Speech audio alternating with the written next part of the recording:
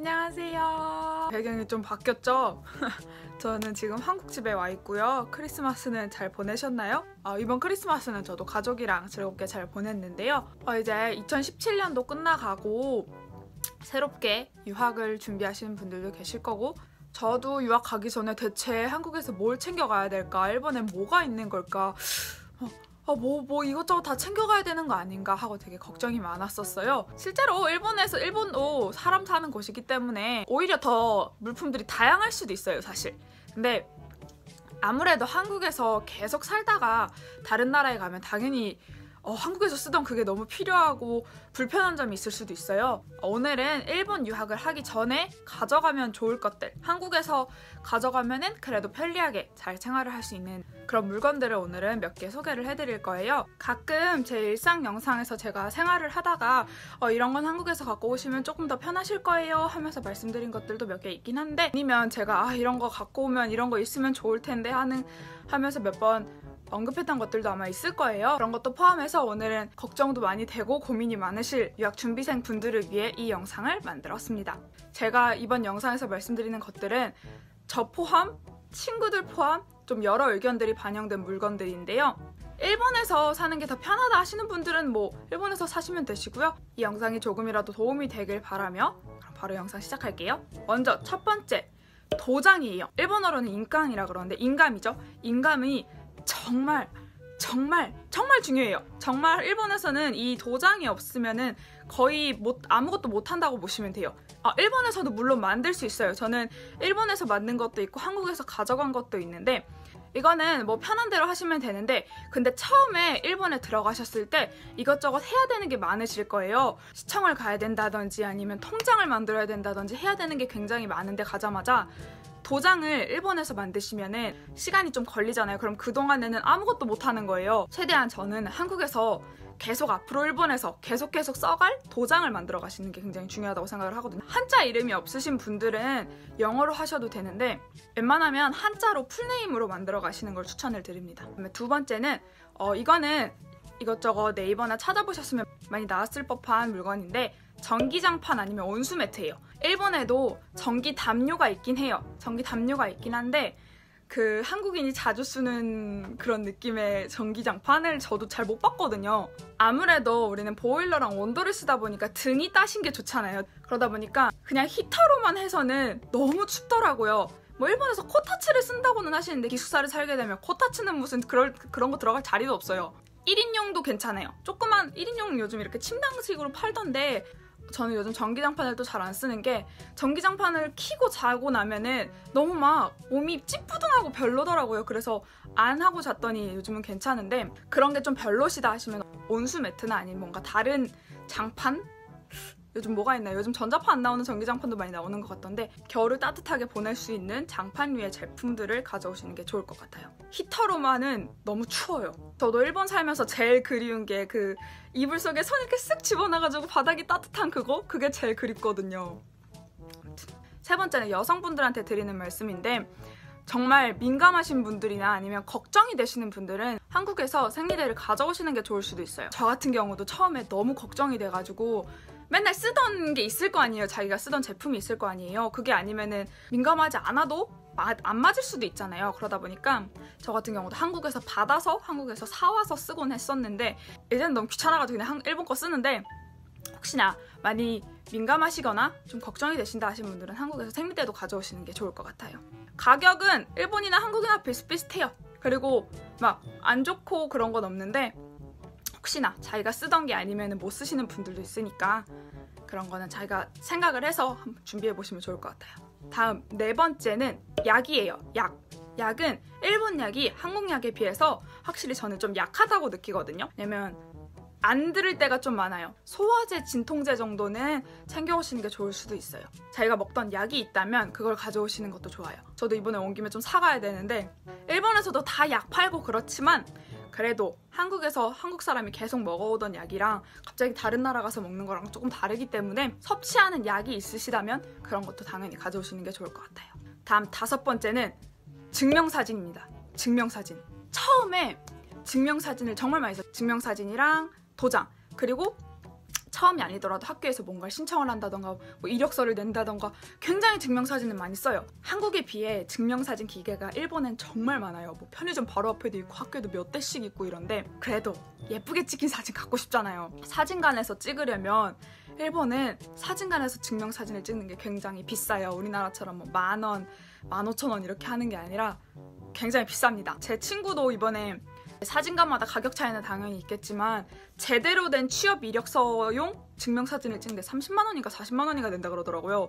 그래서 깜짝 놀라가지고 그 무슨 금액이냐고 대체 그게. 저도 맨날 한국에서 찍은 증명사진 쓰다가 다 써가지고 어쩔 수 없다. 증명사진 기계에서 사고 탁 찍었는데 그 사진만 너무 못생기게 나온 거야. 그래서 내가 진짜 내가 사진을 더 가져왔어야 되는데 하고 후회를 하고 있는데, 시간이 있으시다면 증명사진을 좀 많이 사진 추가할 수 있잖아요. 그렇게 해서 많이 준비해 오시는 것도 좋아요. 그리고 그 한국만큼 그 예쁜 느낌이 잘 안 나오는 것 같아요. 다음 6번째는 매운 음식이에요. 매운 음식. 매운 음식을 안 좋아하시는 분들은 뭐 상관이 없는데 가끔 일본에서만 계속 음식을 먹다 보면 그 한국 특유의 매운맛이 너무너무 먹고 싶을 때가 있어요. 진짜 뭐 불닭볶음면도 괜찮고 고추장 맛도 좋으니까 떡볶이도 좋으니까 뭐든 일단 매운 게 너무 땡겨요. 처음에는. 사실 처음에 아니어도 지금도 계속 땡기는데 고추장은 팔아요. 고추장은 일본에도 다 파는데 저 같은 경우는 일본에서 파는 신라면이랑 한국에서 파는 신라면 맛도 조금 다른 것 같기도 하거든요. 그러니까 매운 음식을 좋아하시는 분들이라면 꼭 몇 개씩 챙겨가시는 걸 추천해요. 일본에서 매운맛이라고 나오는 음식들도 우리가 생각하는 그런 매운맛이 절대 아니에요. 한국 사람이 하는 집이라면 조금 모르겠는데 그래도 그 매운맛이 안 나와. 한국 요리집이 되게 많아요. 진짜 많은데 비싸고 그 맛이 안 나와. 한국에서 먹는 그 맛이 안 나와. 저는 불닭볶음면을 많이 사갔었는데 속이 많이 안 좋아지고 그러다 보니까 불닭볶음면도 이제 멈췄는데 그래도 매운 게 너무 땡겨요. 특히 떡볶이. 그냥 자극적인 매운맛이 가끔 엄청 땡길 때가 있어요. 한국에 살아도 그런 매운맛이 땡기는데 일본 살면 오죽할까요? 그다음 7번째는 노트북.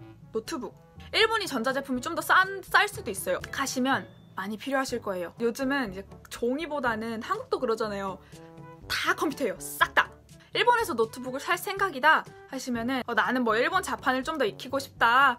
뭐 나는 일본에서 컴퓨터를 살 거다 하시면 괜찮은데, 아니면 한국어 자판 키보드 같은 거를 사가셔도 괜찮아요. 제 친구들 같은 경우 키보드만 따로 쓰는 애들도 있거든요. 저도 한국에서 노트북을 사갔었는데 진짜 노트북이 없으면 생활을 못해요. 학교에서 뭘 할 수가 없어. 아니면 학교 컴퓨터실을 갈 수도 있겠지만 그것도 시간이 정해져 있고 자기 집에서 못한다는 건 굉장히 불편하거든요. 제가 일본어 자막 쓰잖아요. 그 일본어 자막도 다 한국어 컴퓨터로 하거든요. 노트북 아니면 한국어 자판이었습니다. 다음 8번째는 좋아하는 책, 한국어 책이 있으면 좋아요. 일본에 있다 보면 보이는 게 싹 다 일본어잖아요. 읽는 것도 일본어지, 말하는 것도 일본어지, 듣는 것도 일본어지 하다 보면 독해가 아무리 빨라도 자기가 자기의 모국어랑은 차이가 있잖아요. 그러다 보니까 가끔 한국어 책이 너무 읽고 싶어지는 거예요. 그렇게 여유롭게 이렇게 한국어 책. 자기가 좋아하는 책이나 아니면 이북도 괜찮아요. 이북도 괜찮은데 그래도 넘겨서 보는 그런 느낌이 있잖아요. 일본을 계속 살다 보면은 내 한국어 실력이 굉장히 낮아지고 있구나, 내 어휘력이 일본어에 맞춰지고 있구나가 많이 느껴지거든요. 그럴 때면은 한국어 책이 너무 읽고 싶어질 때가 있어요. 한국어 책도 몇 개 가져가는 것도 추천해요. 대신 무거우니까 한두 권 정도? 다음 9번째는 비자 카드 아니면 마스터카드. 이거는 정말 필요한 게, 일본에서 통장을 만들잖아요. 그 통장을 만드는 게 한국처럼 이렇게 뚝딱뚝딱 30분 만에 만들어지고 이런 게 절대 아니에요. 심지어 외국인이다 보니까 통장이 안 만들어질 수도 있어요. 제가 다니는 학교 같은 경우는 국제학교다 보니까 외국인이 많아서 아예 학교에서 단체로 그 은행에 신청서를 내고 단체로 만들었었는데 그것도 꽤 시간이 걸렸었거든요. 요즘은 카드도 다 좋아가지고 편의점이나 우체국 가면은 한국 돈 바로 일본 돈으로 뽑을 수 있어요. 큰 학비 같은 경우는 일본 통장으로 해외 송금 그냥 수수료를 보내서 하는데, 왜냐면 크레딧 카드로 한 번에 뽑을 수 있는 금액이 제한되어 있다 보니까 수수료가 그쪽이 조금 더 많이 나올 경우가 있어요. 금액이 큰 경우에는. 항공사 마일리지를 모은다면 그런 혜택이 있는 카드를 만든다던가, 자기가 항상 이용해오던 은행이 있다면 꼭 거기서 비자나 마스터카드를 만들어 가시는 걸 추천해요.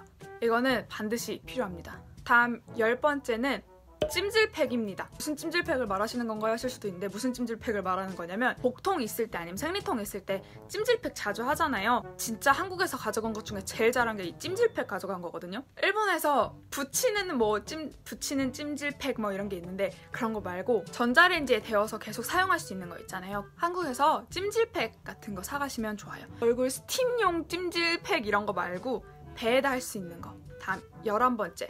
일본에서 JLPT 같은 걸 공부하시고 싶으시다. 아니면 뭐 일본에서 다른 언어를 공부하고 싶다. 뭔가 공부하고 싶은 게 있다면 그런 한국어 책. 일본에서도 제 영상에서도 나왔었죠. JLPT 제가 책 샀잖아요. 근데 한국어가 적혀있는 책도 있는데 보통 일본어만 적혀있거나 한국어, 영어, 중국어가 같이 적혀 있어서 좀 너무 쓸데없는 정보가 많이 들어가 있는 것도 있고 또 그렇게 언어가 많이 들어가 있는 책은 한정되어 있어요. 많이. 제가 본 게 2개 정도? LPT나 JPT 준비하시는 분들 많으실 거 아니에요? 그런 한국에서 공부하는 책을 사가시는 것도 추천해요. 다음에 12번째는 여분의 안경.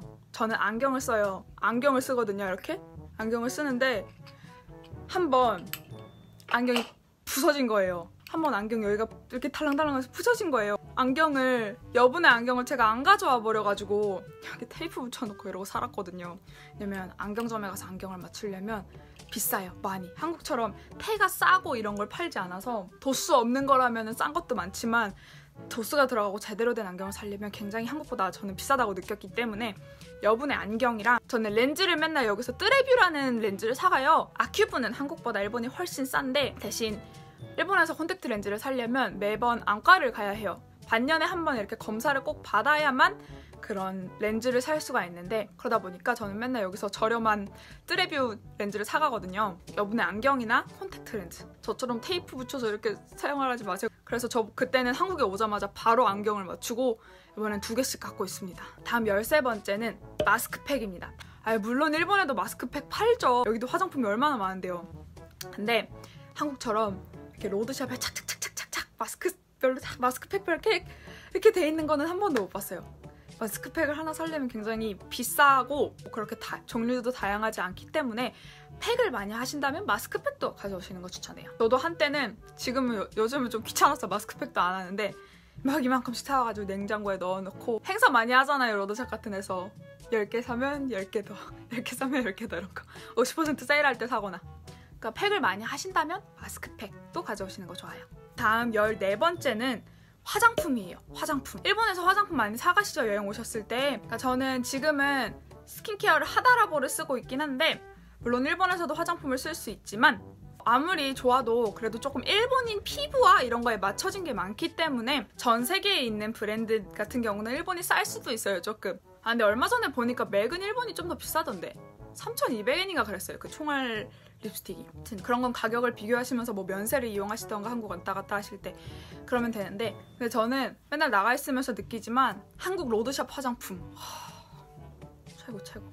확실히 여자분들이 남자분들에 비해 굉장히 챙겨야 할 게 많긴 한데 색조 화장은 저도 일본에서 사겠거든요. 뭐 블러셔 같은 경우는 일본이 더 좋은 것도 있으니까. 근데 파운데이션 같은 경우는 한 번도 사본 적이 없는 것 같아요.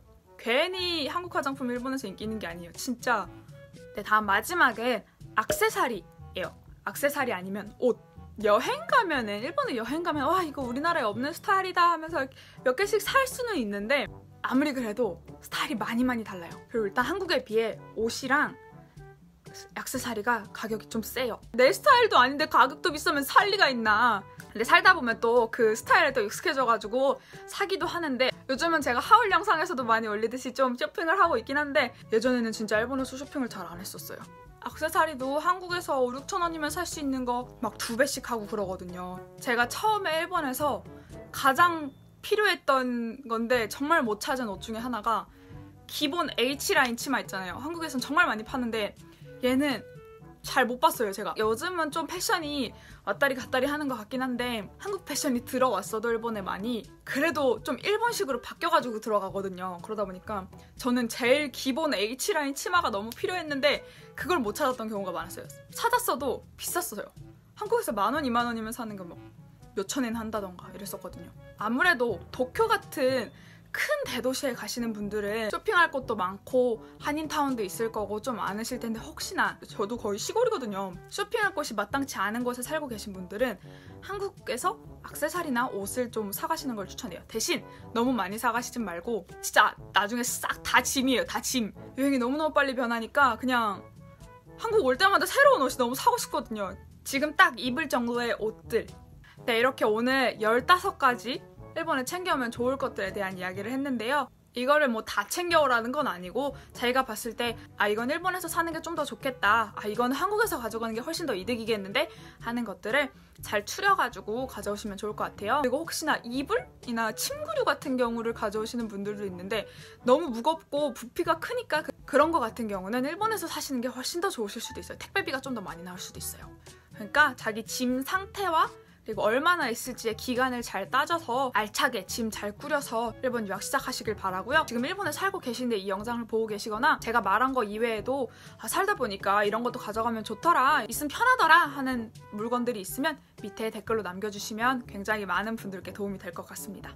그럼 오늘 영상 좀 길었는데 시청해주셔서 감사드리고 잘 준비하셔서 조심히 출국하시길 바래요. 이 영상으로 제 채널을 처음 접하신 분들, 진짜 일본 일상 영상들도 많이 올리고 있으니까 일본 유학 전에 보시면은 소소하게 도움이 되지 않을까 싶어요. 그럼 우린 또 다음 영상에서 만나요. 안녕!